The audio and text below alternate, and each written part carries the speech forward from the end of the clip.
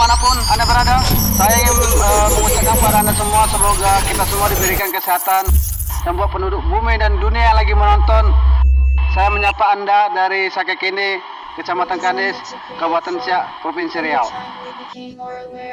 Assalamualaikum warahmatullahi wabarakatuh. Apa kabar penduduk bumi dimanapun Anda berada? Siang ini kita bersama salah satu narasumber kita ingin berbincang-bincang tentang seputaran Riau, tentang keindahan dan panorama yang ada di Provinsi Riau.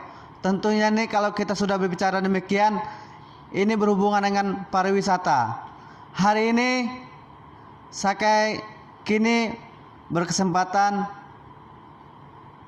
bersama narasumber yang tidak asing lagi sebenarnya untuk di Provinsi Riau dan khususnya Kabupaten Siak untuk di wilayah-wilayah tertentu seperti di Kecamatan Kandis, kemudian Minas, Perawang dan Kabupaten Siak tentunya. Dan hari ini kita bercerita tentang pariwisata yang ada di Riau.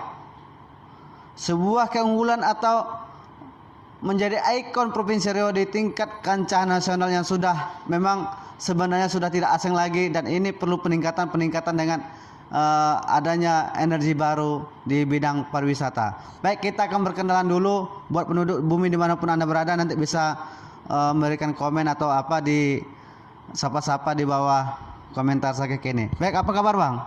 Alhamdulillah Sapa baik. dulu penduduk bumi, mungkin ada yang lagi rindu atau udah lama tak berjumpa, tapi melalui saya kini insya Allah mungkin bisa terobati. Assalamualaikum, salam sejahtera, selamat pagi penduduk bumi. Semoga sehat semua, amin. Jadi sudah berapa bulan jadi dinas pariwisata nih Bang? Alhamdulillah sudah mencapai 3 bulan lah. 3 bulan. Ya, 3 bulan. Jadi 3 bulan, dan ini posisi kita berada di Purna MTQ Pekanbarunya saya kini menginjakkan kaki ke kota, berarti dari kampung ke kota. Dan disambut baik dengan beliau ini. Baik Bang, kalau bicara tentang pariwisata, apa sebenarnya pariwisata andalan Provinsi Riau nih Bang? Jadi Riau ini sangat luas, sangat banyak. Kita cerita keseluruhan sajalah langsung mungkin. Sasaran kita kan bagaimana jumlah pengunjung itu meningkat dan lama berdiam diri. Dengan itu harapannya pendapatan banyak. Untuk destinasi-destinasi di Provinsi Riau itu setelah kita data tuh lebih kurang 580 objek wisata yang ada di Provinsi Riau. 580. Ini juga pemirsanya ini. Sebenarnya kalau kita keliling di Provinsi Riau untuk pariwisatanya nggak perlu keluar kota juga. Betul. Cuma kan kita ada beberapa kekurangan. Yang pertama, mungkin objek wisata tersebut yang tidak optimal digarap. Yang kedua, akses menuju objek wisata tersebut. Dan ketiga, sumber daya manusia mungkin yang belum siap terhadap antusias masyarakat yang ingin berwisata. 3 hal itu menjadi prioritas perhatian kita ke depan, insya Allah. Nah, ini menjadi PR yang sangat betul. depannya Pak. Insya Allah. Memang apapun ceritanya, bagus pun tempat berwisata, kalau nggak ada aksesnya nggak juga. Pemirsa penduduk bumi dimanapun Anda berada. Betul. Mungkin nanti kalaupun ada penduduk bumi yang ingin berkomentar, mungkin di sini ada pariwisata yang mungkin yang belum ditemukan. Karena berapa bulan yang lalu saya melihat postingan teman saya yang di pengacara, seorang perempuan di daerah yang adanya baru ditemukan ini, daerah Kuansing atau daerah apa kita belum tahu. Rencana saya kini mau menuju ke sana nih Pak. Oh, di mana? Daerah Kuansing kalau nggak salah. Ini lagi sedang di apa? Jadi, tetapi itu sudah mulai ditingkatkan Pak ya? Ya, jadi gini, di masa corona ini, masa COVID, orang terbatas melakukan aktivitas, dan kita juga menjual pariwisata, fokus kita kepada domestik. Karena orang luar negeri tidak mungkin juga datang ke Indonesia. Jadi fokus pariwisata kita ke depan dalam setahun ke depan ini, fokus kita yaitu pariwisata yang berkualitas. Berkualitas ini dalam arti kata sehat, bersih, dan aman. Jadi para wisatawan merasakan dirinya aman dan pelaku usaha pariwisata juga harus menjaga kebersihan sehingga orang habis berpariwisata tetap sehat dan kualitasnya terjamin gitu. Itu Menimbulkan kenyamanan. menimbulkan kenyamanan. Jadi fokus kita untuk domestik dan arah kita itu lebih banyak kepada lingkungan alam. Karena lingkungan alam lebih untuk saat ini lebih menjual dibanding dengan bangunan-bangunan buatan oleh manusia. Jadi alam yang ada di Riau ini luar biasa, dari ujung Rokan Hilir sampai Indragiri Hilir itu sangat banyak dan sangat indah, belum terekspos semua. Tunggu saja, kita akan rutin secara terus menerus mengeksplor beberapa destinasi tersebut, dan kami yakin para masyarakat Riau juga akan ingin dapat berkunjung ke lokasi-lokasi yang ada di Provinsi Riau ini. Gitu. Jadi Pak, selama ini pariwisata apa yang sering dikunjungi masyarakatnya? Kalau sekarang memang masyarakat lebih banyak untuk saat ini ya, untuk saat ini mereka ingin yang simple dan bisa membawa keluarga. Ya mungkin seperti sungai, hutan, air terjun, dan alam-alam lainnya yang memang sudah bosan, suntuk. Kita tahu keadaan sekarang, sekolah belum dibuka, keluar rumah juga terbatas, sehingga mereka perlu refreshing, melihat alam bebas, keindahan yang diciptakan oleh Allah Subhanahu wa taala. Mungkin itu lebih bisa menenangkan hati, menaikkan imun. Untuk diketahui, air terjun di Provinsi Riau itu total itu sekitar 123 air terjun. Ya. Wah, buat penduduk bumi dimanapun Anda berada, ini amazing juga. Artinya Ya. bukan hanya di wilayah Sumatera, tapi di wilayah Riau juga. Air terjun ini agak lumayan. 123 ya. Itu di Provinsi Riau sangat banyak. Terutama itu di daerah Kuantan, Singingi, Kampar, dan Indragiri Hulu. Ini yang ada air terjun. Air terjun di Indragiri ada, cuma yang banyak 3 kabupaten tersebut. Itu untuk air terjun. Belum keindahan alam lainnya, sungai, ada arung jeram, tuh di Kuantan Singingi juga ada arung jeram. Belum juga sejarah peradaban seperti Siak, Muara Takus, dan kabupaten lainnya, dan juga seperti Rokan Hilir, bahkan Api, itu juga akan kita kembangkan untuk ke arah heritage, sama seperti Siak yang sudah duluan maju untuk soal itu. Itu beberapa gambaran mengenai pariwisata, dan juga yang fokus ke depan kita juga utamakan kawasan strategi pariwisata yang nasional itu ada di Pulau Rupat. Apalagi jalan tol dari Pekanbaru ke Dumai sini sudah selesai. Insya Allah akses ke Rupat semakin dekat, dan kami yakin dalam beberapa tahun ke depan Rupat juga akan menjadi tujuan utama masyarakat Riau untuk dapat berwisata di pulau tersebut.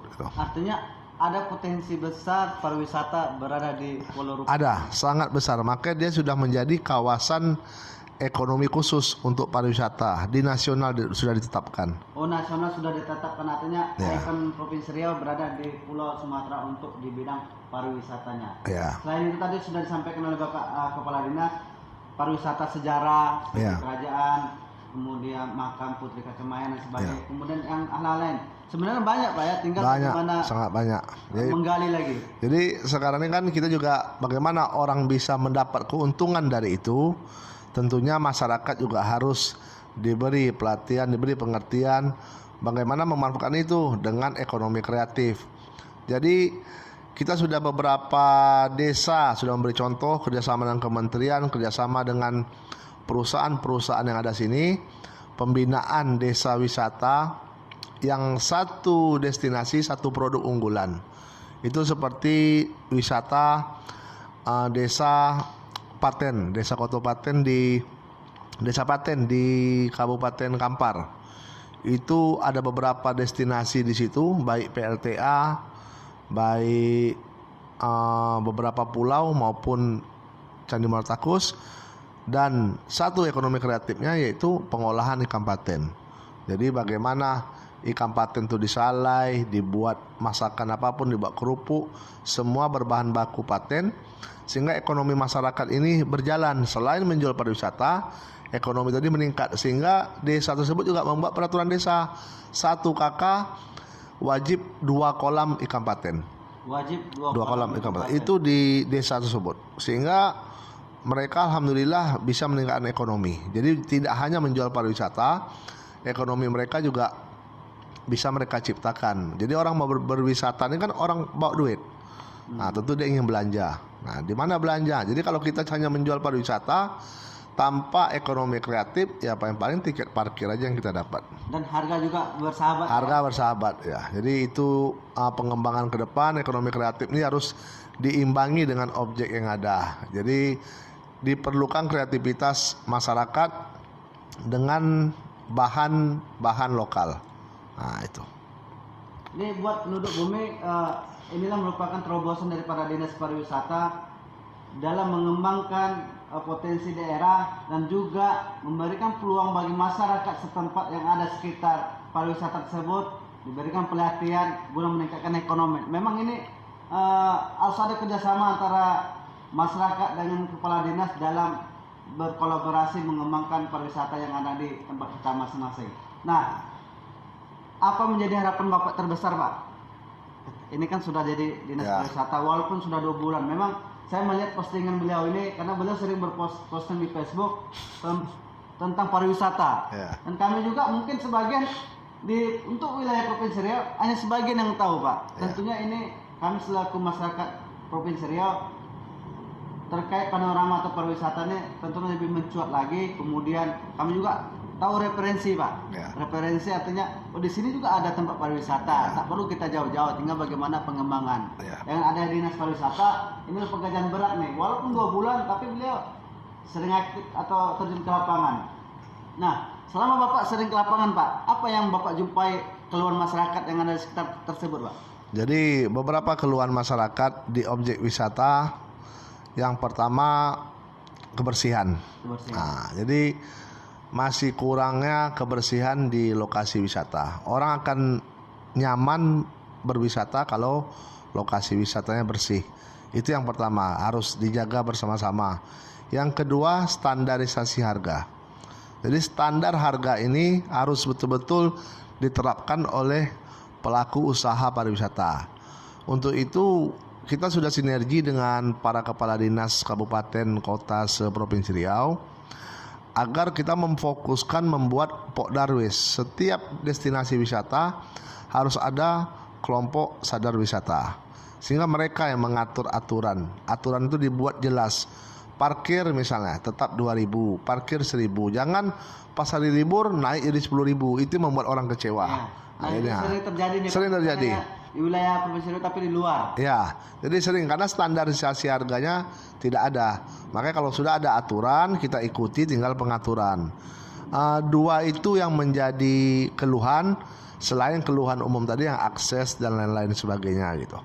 Itu yang menjadi kerjasama kita dengan kepala dinas kabupaten kota. Ya, mudah-mudahan ini bisa sinergi ini bisa tetap berjalan baik lah dengan mereka gitu. Karena yang punya wilayah pada kabupaten kota.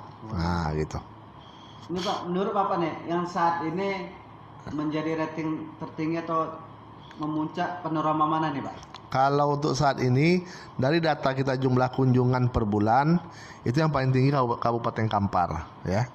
Kabupaten Kampar untuk saat ini kalau beberapa waktu lalu kan Siak. Kalau karena Siak nih istana ditutup mungkin karena Covid, jadi yang alam itu lebih banyak di Kampar, Kuantan, Singingi. Tapi yang paling tinggi itu kunjungan data kami yang kami dapat itu Kabupaten Kampar. Kabupaten Kampar ini ada dua sisi, Kampar kiri dan Kampar ke arah PLTA. Jadi ke arah PLTA itu ada fokus di daerah PLTA. Di PLTA itu ada sekitar 11 objek wisata. 11 objek wisata dekat situ semua. Jadi itu kalau kita memang mau mengeksplor itu 2 hari tak selesai.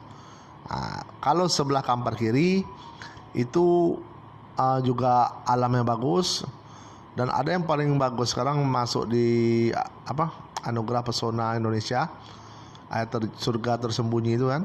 Iya. Air terjun Batu Tilam. Air terjun Batu Tilam, surga tersembunyi. Ya, itu sekitar 8 jam. Aksesnya Pak? Itu yang jadi masalah, aksesnya. Tetapi kita dapat kabar juga, walaupun akses sulit, masa orang datang ke sana sudah semakin ramai. Sistem sana ya mungkin kemah atau tinggal rumah penduduk. Itu kata kepala desanya menghubungi kami, itu satu hari sekarang sudah sekitar 260 kilo ayam habis per hari. Per hari. Jadi masyarakat sana 260 kilo per ayam habis. Ini luar biasa juga yang Iya. berkunjung ini. Iya. Penduduk bumi. Ini referensi juga kalau sedang suntuk atau liburan. ya. Kita di Riau masih bisa nih. Ya, itu kekurangan juga sinyal belum ada. Kita sudah hubungi Telkomsel dan kerjasama, mungkin insya Allah dalam waktu dekat akan dipasang pemancar untuk sinyal handphone sehingga bisa membantu masyarakat sana juga. Itu salah satu referensi. Untuk tempat-tempat lain bukan mengesampingkan, sangat banyak. Di Indragiri Hulu juga, di Batang Gansal itu sangat bagus air terjunnya. Kuantan Singi juga ada satu perkampungan kayak Sentajo, itu perkampungan tua. Perkampungan tua itu sangat-sangat indah itu. Bagaimana bangunan tua itu masih terpelihara, berumur ratusan tahun, dan itu bukan satu bangunan, sampai puluhan bangunan satu desa tersebut. Itu juga menjadi wisata andalan ke depannya. Kalau yang dekat juga seperti Siak sudah bagus lah, sudah tertata ya. Kalau kita lihat Siak sudah tertata. Cuma karena COVID ini juga beberapa objek wisata, karena itu merupakan bangunan-bangunan sejarah, sehingga ditutup karena bangunan sejarah. Tetapi kalau alam kan tetap dibuka. Itu mungkin sebagai gambaran untuk kita semua ya. Ini buat penduduk bumi, beliau juga minta bantu kepada kita semua. Beliau kan saat ini sedang melakukan terobosan dan juga eksplor terhadap pariwisata yang ada di Riau. Apabila penduduk bumi juga yang ada di Riau menemukan sesuatu yang baru di bidang pariwisata, tentunya menjadi masukan oleh beliau ini dan untuk ditelusuri. Seperti yang surga air terjun Surga tersembunyi Batu tersembunyi, dan ini sedang sedang dilakukan terobosan baru seperti sinyal, sudah ada kerjasama dengan Telkomsel dan sebagainya. Dilihat daripada beliau sampaikan, ini luar biasa juga untuk Provinsi Riau. Artinya kita patut berbangga buat masyarakat yang ada di Provinsi Riau. Pak, di segmen kita terakhir, apa harapan Bapak terhadap masyarakat Riau dan khususnya mungkin di bidang pariwisata ini, Pak? Ya, karena keadaan sekarang, harapan kami tentunya masyarakat berjaga diri. Kalau memang kita berwisata, betul-betul kita menjaga diri kita. Jangan lupa protokol kesehatan kita terapkan untuk keluarga kita. Kalau memang kerumunan ramai, kita hindari. Kita cari tempat-tempat yang bisa untuk menjaga jarak. Lalu juga jaga kebersihan. Nikmati alam yang sudah disedekahkan oleh Tuhan untuk kita. Jadi Tuhan sudah memberi alam yang indah untuk kita. Jangan kita rusakkan, jangan kita hancurkan. Ini untuk anak cucu kita ke depan.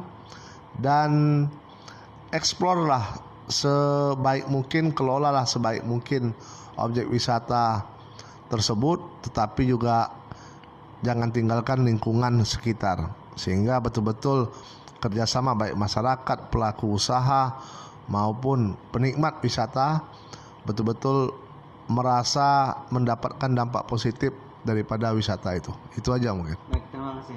Baik, terima kasih kepada Bapak Roni Rahmat selaku Kepala Dinas Pariwisata yang sudah meluangkan waktu untuk berbagi informasi kepada kita atau referensi yang khususnya yang berada di Provinsi Riau. Baik, untuk yang terakhir saya menyampaikan kepada penduduk bumi dimanapun Anda berada, jangan lupa dukung kami terus. Caranya buka Facebook Sakekini, kemudian tekan tombol ikuti dan share dan sebanyak-banyaknya apabila informasi ini penting. Dan jangan lupa juga kami mengajak penduduk bumi dimanapun Anda berada untuk bersedekah channel kami di YouTube Sakekini. Apabila YouTube Sakekini akan meletup nanti hasilnya sebagian kita akan peruntukkan untuk adik-adik kita yang kurang beruntung yang berada di wilayah Provinsi Riau. Itu saja yang bisa kita sampaikan pada segmen ini. Kita akan cari inspirasi lain dan informasi terbaru untuk kita semua. Saya Joni Saputra dari Sakekini mengabarkan untuk penduduk bumi dimanapun Anda berada. Wabillahi taufiq wal hidayah. Assalamualaikum warahmatullahi wabarakatuh.